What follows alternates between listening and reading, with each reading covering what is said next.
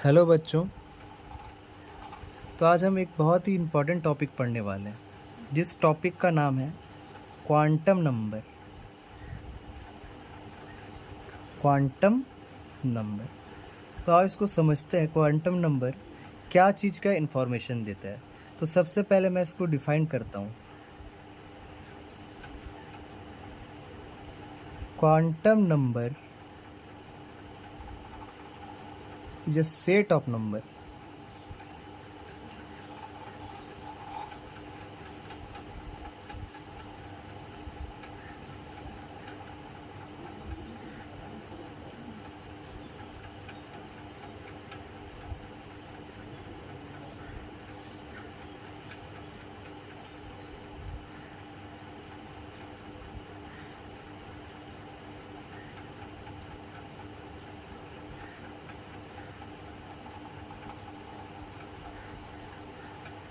तो बच्चों quantum number एक नंबर है जो आपको बताता है इलेक्ट्रॉन का पोजीशन और एनर्जी के बारे में। ये आपको बताता है अगर हम शॉर्ट में बोले तो।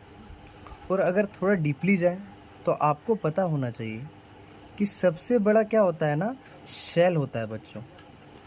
सेल के अंदर कौन आता है? सब शेल। और सब सेल के अंदर क्या आता है? ऑर्बिटल। ठीक है यहाँ तक।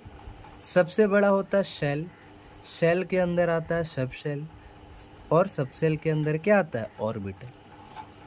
ऑर्बिटल वो रीजन होता है ना जहाँ पे इलेक्ट्रॉन का पाने का प्रोबेबिलिटी सबसे ज़्यादा मैक्सिमम हो। तो आप इसको ऐसे डिफाइन कर सकते हैं, region in space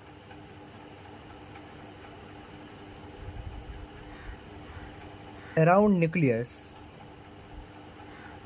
where probability of finding electron is maximum। तो ऑर्बिटल क्या होता है? वो रीजन होता है ना स्पेस में जहाँ पर इलेक्ट्रॉन का पाने का प्रोबेबिलिटी सबसे ज़्यादा मैक्सिमम हो। तो ये बात आपको समझ में आ रहा होगा। अब ना आपके पास 4 टाइप का क्वांटम नंबर होता है। तो there are 4 types of quantum number. तो आइए हम लोग चारों को पढ़ते हैं। सबसे पहला जो होता है ना वो होता है प्रिंसिपल क्वांटम नंबर।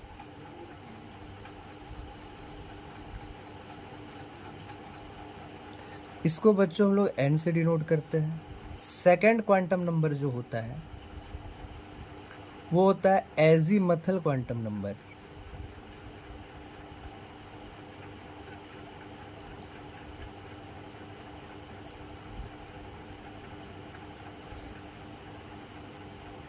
इसको बच्चों हम लोग L से डिनोट करते हैं।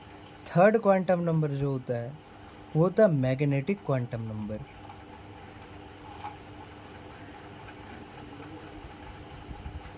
इसको हम लोग ML से डिनोट करते हैं। और fourth one is spin quantum number. Quantum number इसको हम डिनोट करते हैं MS से डिनोट करते हैं। तो 4 टाइप का क्वांटम नंबर होता है। तो सबसे पहला क्वांटम नंबर को डिस्कस करते हैं जो कि आपका क्या है? Principal quantum number.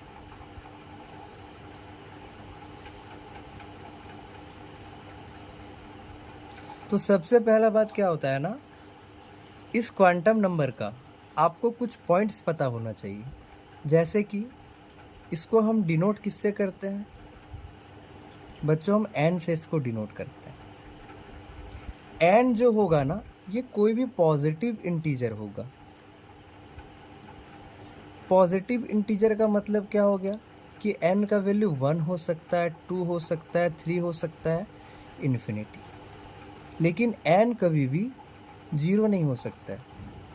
समझ में आ रहा होगा यहाँ तक। अब अगला क्या है ना कि ये क्वांटम नंबर आपको क्या चीज़ का इंफॉर्मेशन देता है? तो ये क्वांटम नंबर बेसिकली आपको बताएगा ना शेल के बारे में। दूसरा size of shell, and third one is energy of shell. ठीक है, शेल के बारे में, साइज ऑफ शेल के बारे में और एनर्जी ऑफ शेल के बारे में ये आपको इन्फॉर्मेशन देगा, ये जो क्वांटम नंबर है। अब देखो, अगर n का वैल्यू 1 होगा ना तो उस शेल का पता है क्या नाम होता है? k। n का वैल्यू अगर 2 होता है तो l, n का वैल्यू अगर 3 होगा m, n का वैल्यू अगर 4 होगा n। तो अलग अलग n के वैल्यू के लिए ना सेल का नाम भी क्या होता है? अलग अलग होता है। यहाँ तक आपको समझ में आ रहा होगा। अब एक इम्पॉर्टेंट चीज़ क्या है ना, थोड़ा सा आप लोग देखना, आप लोगों ने बोहर का एटॉमिक मॉडल पढ़ा था, तो उसमें बहुत सारा ऑर्बिट होता था, जैसे n = 1, n = 2, n = 3, ऐसा होता था ना बोहर का ऑर्बिट में। n = 1, n = 2, फिर n = 3 होगा कुछ, इस तरह से बहुत सारा होता था। तो अब बोहर का एटॉमिक मॉडल में क्या देखते थे ना कि जैसे जैसे n का वैल्यू बढ़ रहा है तो शेल का साइज भी बढ़ रहा है। तो सिमिलरली आप यहाँ भी देख सकते हो कि जैसे आप यहाँ पे डाउन जा रहे हैं ना तो n का वैल्यू देखो यहाँ पे इंक्रीज कर रहा है। इसका मतलब क्या बढ़ रहा है? साइज ऑफ शेल आपका इंक्रीज कर रहा है। और कभी भी साइज ऑफ सेल इंक्रीज कर रहा है तो आपका एनर्जी ऑफ सेल भी क्या होता है? इंक्रीज करता है। तो हमको यहाँ से दो चीज़ समझ में आया। पहला कि जैसे ही हम डाउन जाएंगे तो n का वैल्यू बढ़ेगा, और जब n का वैल्यू बढ़ेगा ना तो साइज ऑफ सेल भी बढ़ेगा और एनर्जी ऑफ सेल भी बढ़ता है। चलो यहाँ तक आपको समझ में आ रहा होगा, पूरा नोट डाउन करते हुए चलना, ठीक है। अब देखो, अब हम आते हैं और कुछ बात पर इसका। जैसे ना अभी आपको हम बताएं कि सबसे बड़ा क्या होता है? शेल होता है। शेल के अंदर कौन आता है? सब शेल। और इसके अंदर कौन आता है बच्चों? ऑर्बिटल आता है। तो अब इसमें क्या होगा ना, कुछ क्वेश्चंस आपको पूछेंगे कि एक शेल में कितना ऑर्बिटल होता है, एक शेल में कितना ऑर्बिटल होता है। तो लेट अस सपोज अगर आपके पास n शेल है तो n शेल में ना n² ऑर्बिटल होगा बच्चों। ऑलराइट, जैसे मान लो कि आपके पास n का वैल्यू क्या है? 4 है, तो इसमें कितना ऑर्बिटल होगा? तो 4 का स्क्वायर मतलब कितना हो गया? 16 ऑर्बिटल होगा बच्चों। अगर n का वैल्यू आपके पास 3 है तो कितना ऑर्बिटल होगा? 3 का स्क्वायर, इसका मतलब क्या हो गया? 9 ऑर्बिटल होगा। समझ में आ रहा होगा यहाँ तक? तो ये आप निकाल सकते हैं।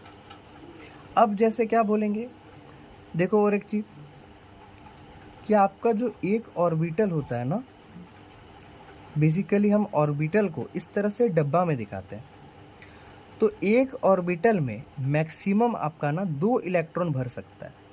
एक ऑर्बिटल में मैक्सिमम कितना इलेक्ट्रॉन भर सकता है? 2 इलेक्ट्रॉन भर सकता है। अब अगला चीज़ हम क्या पूछेंगे कि एक सेल में कितना इलेक्ट्रॉन मैक्सिमम होता है। एक सेल में मैक्सिमम कितना इलेक्ट्रॉन होता है? तो अगर आपके पास n सेल है ना तो उसमें मैक्सिमम इलेक्ट्रॉन कितना होगा? 2n²। जैसे एग्जांपल में आप क्या ले सकते हो, मान लो n का वैल्यू 4 है तो मैक्सिमम कितना इलेक्ट्रॉन होगा? तो इस n की जगह आपको क्या पुट कर देना है? 4 पुट कर देना है। तो यहाँ पे 4 का स्क्वायर 16, तो ये कितना हो गया? 32 इलेक्ट्रॉन। समझ में आया? तो या तो इस तरह से आप निकाल सकते हैं या और एक तरीका है निकालने का। जैसे देखो, अगर n का वैल्यू 4 है बच्चों तो आप ऑर्बिटल पहले निकाल लो।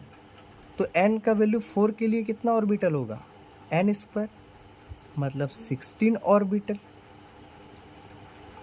अब आप बताओ एक ऑर्बिटल में कितना इलेक्ट्रॉन होता है? 2 इलेक्ट्रॉन। तो 16 ऑर्बिटल में कितना इलेक्ट्रॉन होगा? इसका डबल होगा, मतलब 16 × 2 32 इलेक्ट्रॉन। तो आप जैसे भी चाहो सॉल्व कर सकते हो। या तो आप इस फॉर्मूला में बैठा के सॉल्व कर लो n का वैल्यू के लिए मैक्सिमम इलेक्ट्रॉन, या तो पहले n का वैल्यू दिया हुआ होगा उसमें आप ऑर्बिटल निकाल लो और उसके बाद उसको 2 से मल्टीप्लाई कर दो। तो ये पूरा का पूरा यहाँ पर बात होता है प्रिंसिपल क्वांटम नंबर का। अब अगला मैं बात करता हूँ सेकंड, जो आपका क्या है, एजीमथल क्वांटम नंबर,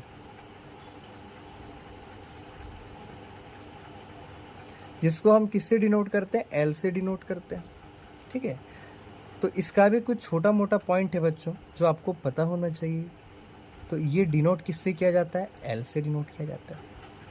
इसका और एक नाम होता है सब्सिडियरी क्वांटम नंबर। तो ये नाम भी आपको पता होना चाहिए, इसी का नाम है क्वांटम नंबर। समझ में आ रहा होगा। अब देखो ये क्वांटम नंबर ना क्या चीज़ का इंफॉर्मेशन देता है वो मैं बताता हूँ। टेल्स अबाउट, तो ये बेसिकली ना आपको सबसेल के बारे में बताएगा। और क्या बताएगा, 3D शेप ऑफ ऑर्बिटल। तो ये क्वांटम नंबर दो चीज़ बताएगा, एक सबसेल के बारे में बताएगा और दूसरा क्या चीज़ के बारे में बताएगा, 3D शेप ऑफ ऑर्बिटल के बारे में आपको ये इंफॉर्मेशन देगा। ठीक है, अब देखो इसमें भी कुछ कुछ क्वेश्चंस होता है। जैसे हम आपसे पूछेंगे ना कि एक सेल में कितना सबसेल होता है, एक सेल में कितना सबसेल होता है। तो अगर आपके पास ना बच्चों n सेल है तो n सेल में पता है कितना सबसेल होगा, n नंबर ऑफ सबसेल होगा। मतलब हमको यहाँ से क्या समझ में आया, सिंपली कि जितना सेल होता है ना उतना ही सबसेल होता है। समझ में आ रहा होगा। अब अगला देखो क्या है, हम आपसे पूछेंगे ना कि एक सबसेल में कितना ऑर्बिटल होता है, तो वो भी आप बता सकते हैं कि आपके पास सबसेल दिया हुआ है उसमें कितना ऑर्बिटल होगा। तो ये फॉर्मूला आप अप्लाई करेंगे, 2l+1 ऑर्बिटल। ऑलराइट, यहाँ तक सही है। तो ये आपका कुछ चीज़ है। अब यहाँ पे कुछ कुछ चीज़ें वो आप समझ सकते हैं। जैसे देखो यहाँ पर l का वैल्यू और यहाँ पे मैं लिखूँगा सबसेल नोटेशन। ध्यान से यहाँ पे समझना, ठीक है। l का वैल्यू ना 0 से स्टार्ट होता है, जैसे n का वैल्यू 1 से स्टार्ट होता था ना, यहाँ पर l का वैल्यू 0 से स्टार्ट होगा। तो अगर l का वैल्यू 0 है तो उसका जो सबसेल नोटेशन होता है ना वो होता है s। अगर 1 है तो p, 2 है तो d, 3 है तो f, 4 है g और अगर 5 है तो h। तो इस तरह से आपको पता होना चाहिए ना कि l का अलग अलग वैल्यू के लिए सबसेल का नोटेशन क्या क्या होता है। तो यहाँ पर आप लोग ये देख रहे होंगे, इसमें से भी ना ये 3 जो आप ये 4 जो देख रहे हैं ना ये ज़्यादा इंपॉर्टेंट होता है, ये आपको पढ़ना पड़ता है। बाकी क्या है, बाकी आपको g और h के बारे में उतना नहीं पढ़ना है। अब और क्या चीज़ है, और चीज़ देखो, समझो ध्यान से। तो ये पूरा का पूरा बात हो गया। अब जैसे देखो n l, n क्या होता है बताओ, पीछे बताया हुआ है प्रिंसिपल क्वांटम नंबर, ठीक है। और l क्या होता है,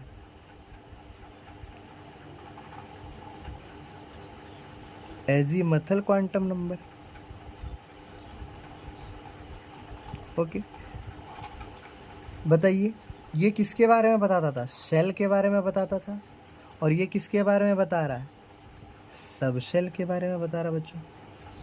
तो n का वैल्यू से ना आप l का वैल्यू निकाल सकते हैं। क्या होगा, l का जो वैल्यू निकलेगा बच्चों वो 0 से n-1। तो आपका n का वैल्यू से आप l निकाल सकते हैं। जैसे देखो n का वैल्यू तो आपका 1 से स्टार्ट होता है, तो ये अगर 1 होगा ना तो उससे एक कम वैल्यू होगा, जैसे ये क्या होगा 0। तो देखो यहाँ पर एक सेल में कितना सब सेल, एक सब सेल। अब यहाँ पे 0 तो इसका मतलब ये नहीं कि ये सब सेल नहीं, ये भी सब सेल है। अगर n का वैल्यू 2 होगा तो यहाँ पर क्या होगा वैल्यू 1 0 और 1, 2 सेल के लिए 2 सब सेल। 3 होगा तो क्या होगा बताओ, सही है 3 सेल के लिए 3 सब सेल। समझ में आ रहा होगा। अगर n का वैल्यू 4 होगा बच्चों तो यहाँ पर क्या हो जाएगा 0 1 2 3, ठीक है, 4 सेल के लिए 4 सब सेल। ये बात आपको पता होना चाहिए, ठीक है। अब यहाँ पर देखो अगला क्या है, यहाँ पर हम L का अलग अलग वैल्यू के लिए ना नंबर ऑफ ऑर्बिटल निकालेंगे बच्चों। तो ऑर्बिटल कैसे निकलता है आप ही बताओ। 12+1 फॉर्मूला होता है कि नहीं होता है, अभी वहाँ बताए पीछे। तो 12+1 फॉर्मूला होगा, तो ये अगर 0 होगा तो आप बताओ इस L के जगह आप 0 पुट करेंगे तो क्या आएगा ऑर्बिटल, कितना ऑर्बिटल आएगा, एक ऑर्बिटल।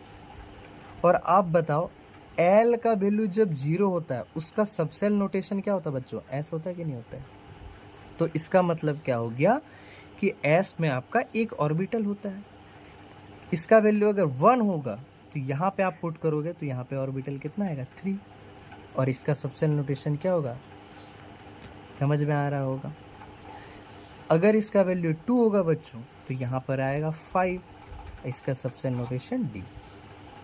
तो समझ में आ रहा है आप किस तरह से कैलकुलेट कर सकते हो। L का वैल्यू से आप क्या निकाल सकते हो, नंबर ऑफ ऑर्बिटल निकाल सकते हो, और उसका यहाँ पर सबसेल नोटेशन है। तो ये आपका 2 क्वांटम नंबर था। Thank you so much.